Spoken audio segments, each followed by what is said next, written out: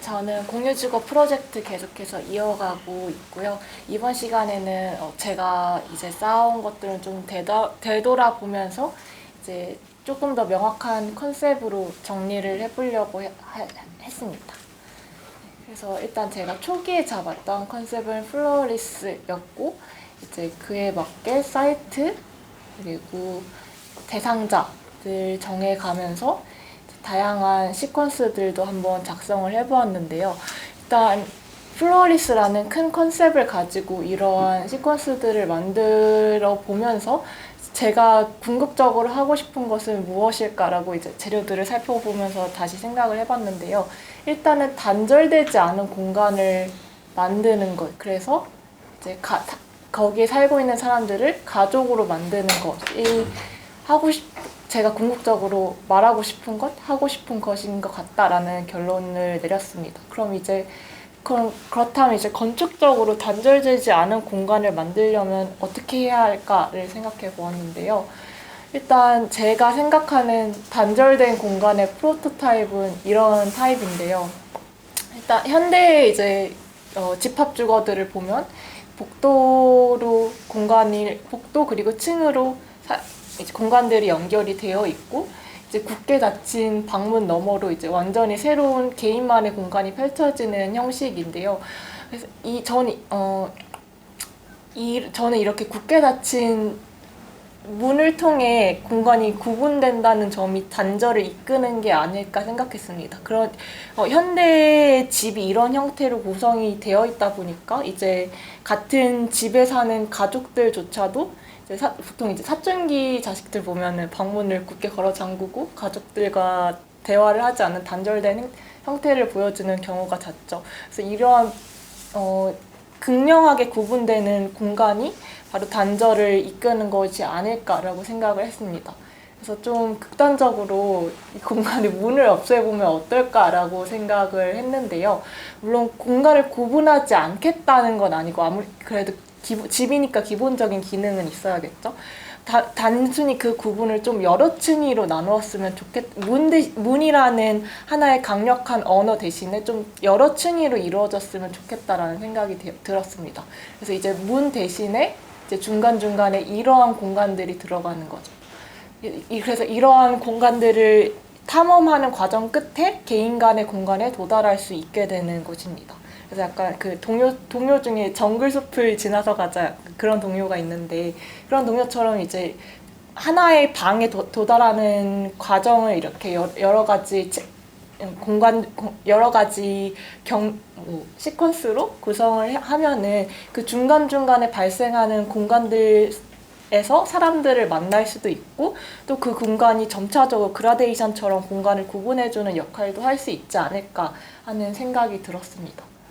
그래서 저는 이제 도어리스라는 개념을 추가하게 되었고, 이제 앞서 설정한 플로어리스라는 개념을 합쳐서 이제 레스하우스라는 이름을 이제 타이틀을 붙이게 되었고, 그래서 이제 기본적인 집에 있었던 요소들을 뺨으로써 새롭게 발생할 수 있는 것이 무엇인지를 찾아나가는 것을 이번 프로젝트의 방향성으로 결정했습니다. 네, 발표 여기까지입니다. 오케이. 뭐 디자인 꼴이 내지는 컨셉이 대강 이렇게 보이는데, 좀 더 이렇게 뭐 그거는 지금 있어도 되고 더 이제 설계를 진행하다가 더 그게 나올 수도 있어. 모든 게 이렇게 선형적이 아니라고 얘기했지. A 다음에 B, B 다음에 C 수학 공식 풀듯이 그렇게 나오는 게 아니야. 뭐 이렇게 하다 보면 이건데 하고서 앞에 그게 만들어질 수도 있고, 모든 건 다 끝날 때 이제 만들어지는데, 예를 들면 그러면 리스 하우스다 그러면 도리스, 플로리스, 모리스 이렇게 하는 거야? 일단 두 개의 큰 컨셉을 잡아서 아니 뭐 일단은 그럴 수도 있다. 그래서 그렇게 그거는 컨셉이고, 그지? 그건 컨셉이야. 리스라는 게 무슨 리스. 그러면 왜 그렇게 해야 되고, 그렇게 해서 얻으려는 목표가 뭐냐? 그게 디자인 꼴이야. 그게 이제 서술이 돼야 돼. 어? 왜 이렇다.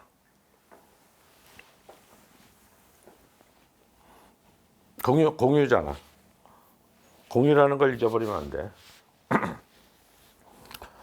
공유라는 거를 전제해 두고 왜 그렇게 문도 없애고 뭐 층도 없애고 이래야 되는가. 그래서 거기에 있는 사람들, 사는 사람들이 어떤 상태에 도달하기를 원하는 것다. 이게 디자인 골이란 말이야. 어? 그걸 더 명확하게 이렇게 말로 써야 되는 거야. 자, 이렇게 되면 이제 근본적으로 우리가 프라이버시라는 말을 이제 건드리게 된다고. 프라이버시라는 말을. 그 다음에 또 프라이버시, private, own, 소유지, 소유.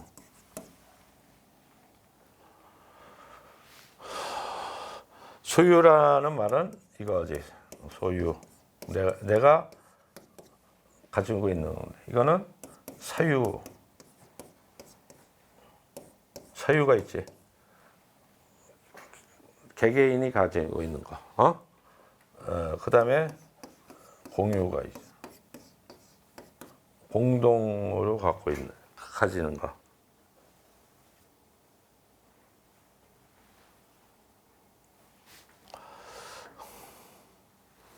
그 다음에 공유라는 것도 있어. 이게 다 달라. 어떤 공간을 내 방이야. 열쇠도 내가 갖고 있어. 엄마도 못 들어와. 그러면 이게 사유야. 거실은 엄마, 아버지, 누이, 동생 다 써. 그러면 뭐야? 공유야, 공유. 소유자가 여러 명인 거. 이건 뭐야? 소유자가 없는 거. 도로. 소유자가 누구야? 노바디. 도로는 말 그대로 지나가는 사슴도 거기를 쓸 수 있는 거고, 외국 사람들 쓸 수 있는 거니까. 그거는 없어. 자, 요 공간을 이런 식으로 잘 다이어그램을 만들면 이거에서 결국 이 문제가 생기는 거고, 이 문제는 결국 이런 프라이버시라든가 어떤 시스템에 관계 되는 것까지 되는 거예요. 더 나가서 어떤 사회관계, 어떤 심리적인 것, 인간관계 이런 것까지도 다 관계가 되는 거예요. 이 공간의 소유 형태에 의해서 다 영향을 받지. 그러면 어떠한 상태를 원하는 거야? 공산사회. 가장 극단적인 게 공산사회예요. 1912년이지? 1912년에 러시아 혁명이 났지. 1907년에도 났고 1912년에 최종적으로 소비에트가 승리를 해서 이때부터가 러시아가 공산사회가 돼. 그럼 여기에 이제 말하자면 공산주의식의 그 건축들이 나타나. 그러면 대개 그게 어떻게 나타나냐면 소위 선형도시라 그래서 기찻길을 주변으로 해서 이렇게 도시들이 나타나고 거기에 생산시설 이런 것들이 하고 생활시설이 달라붙겠지. 그러면 이렇게 공장이 있고 어른 남자 기숙사가 있고 어른 여자 기숙사가 있고 애들 기숙사가 다 따로 있어. 다 따로 있어. 그 다음에 식당은 또 따로 있어. 식당은 이렇게 컨베이어 벨트야. 이렇게 쫙 일하러. 이거 뭐야? 사생활이 없는 거야. 가족의 개념이 없는 거야. 자, 북한도 그렇죠? 북한도 어린애들한테 물어봐. 너 아버지 누구야? 그러면 아 우리 어버이 김일성 동지가 어버이지. 그건 뭐 이상하지 않지. 이게 사회주의 공산주의야. 저건 철저하게 프라이버시가 없어. 그 지난번에도 얘기했죠. 우리가 중세 시대 때도 프라이버시라는 개념은 없었어. 그냥 그러니까 처녀 총각이 연애하려면 어디로 가? 방앗간 가는 거야. 그래서 방앗간. 둘이서 연애할 공간이 없어. 그러니까 방앗간 가는 거야. 부부 생활도 없어. 부부 생활도 없어. 왜? 방이 없고 침대는 다 모든 사람이 같이 사는 거기 때문에 프라이버시라는 게 없어. 그래서 아무렇지도 않았어. 우리 한옥도 그렇지. 무슨 프라이버시가 있어? 거기 창호진문에 무슨 다 뭐 소리도 들리고 다 그러죠. 자, 그게 이상하지 않았던 사회였다가 이게 근대 부르주아 사회가 되면서 사생활이라는 것이 발전되면서 방이 분화가 돼서 내밀한 방방방 이게 이제 분화가 돼요. 그렇게 되면서 이제 프라이버시라는 개념이 생겼다. 근데 이 프라이버시라는 건 철저하게 뭘 가져다 주냐? 어떤 고독 굳이 고독이라는 걸 가져다 주고 결국은 이기주의, 극도의 이기주의, 그거에 의한 결국 사회의 양극화, 갈등 이런 것들을 만들어낸다. 자, 그래서 그러니까 자꾸 가족 그러고 앉았어. 가족, 응? 너도 가족 이렇게 했는데 이 가족도 생각을 해봐. 칼 막스 같은 사람이 이 가족이야말로 부르주아 사회가 만들어내는 아주 제일 나쁜 발명품이라 그래. 과거에는 사회가 모든 걸 해결해 줬다. 예를 들어서 고아가 생겼거나 과부가 생겼어. 그럼 누가 챙겨? 대가족이 챙겨. 그렇지? 뭐 형사 취수제라는 게 제도 알아? 형이 죽으면 그 동생이 형수를 취하지. 그게 뭐야? 식구가 취하는 거야. 그러니까 농촌 공동체에서 대가족 제도에서는 누구 애라는 게 별로 의미가 없어. 그냥 다 애야. 그게 근대 도시화가 되고 사회화가 되면서 여기 싱글 패밀리라는 거에다가 다 그걸 국가가 책임을 전가한 거다. 이게 가족이기 때문에 이 가족은 자본주의의 산물이다. 이거 얘기하는 게 칼 막스의 얘기야. 자, 이걸 극복하기 위해선 사회주의 공산주의에서는 가족을 또 없애. 그러니까 이게 모든 게 그렇게 딱 하나의 가치가 있는 게 아니에요. 그 시대와 상황에 따라서 어떤 단어가 이럴 수도 있고 저럴 수도 있는 거야. 자, 그러니까 우리가 사생활이라는 것도 두 가지 양면이 있다. 어두운 면과 밝은 면이 있는 거야. 사생활이 없으면 어떻게 해? 그럼 끔찍한 거지. 그렇지?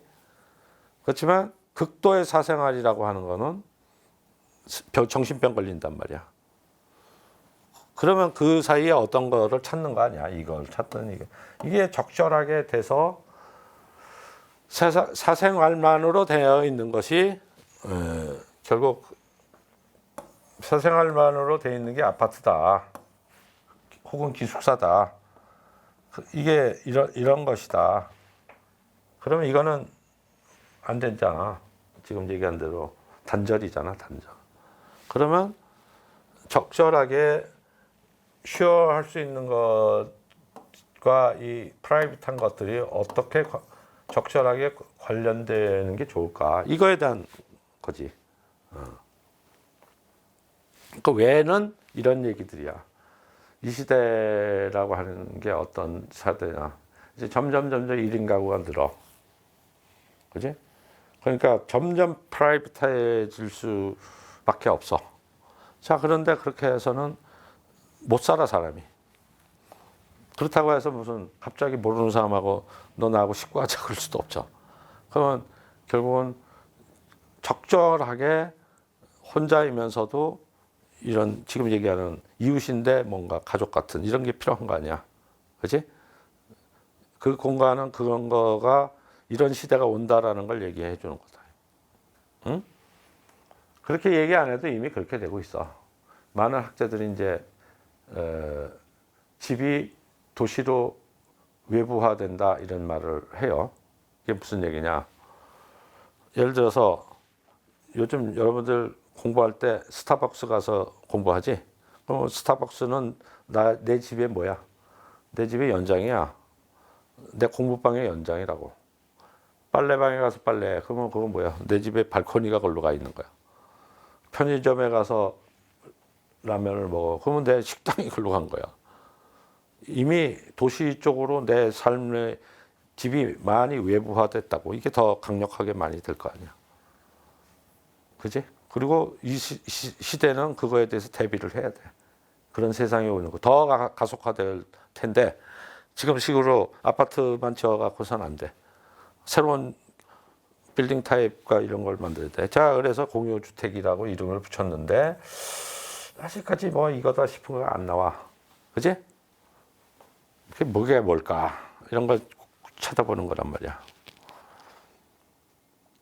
그러니까 거기에 대한 하나의 입장이 있어야 돼. 그러니까 프라이버시만 좋은 것도 아니고 그렇다고 무조건 이게 다 쉐어링만 좋은 것도 아니야. 어떻게 해야 되나? 응? 거기서 독특한 뭘 찾아내야 된다. 선택적 뭐라고 한다든지 뭐 어떻게 모르겠어. 하여튼 거기서 나의 고유한 특징적인 지금까지는 없었던 어떤 솔루션을 딱 내놓아야 된다. 응? 근데 이제 문제 의식이나 뭐 이런 건 다 이제 알잖아. 그렇지? 알았지? 그거를 바탕으로 컨셉이 나왔어. 그래서 뭐 리스다.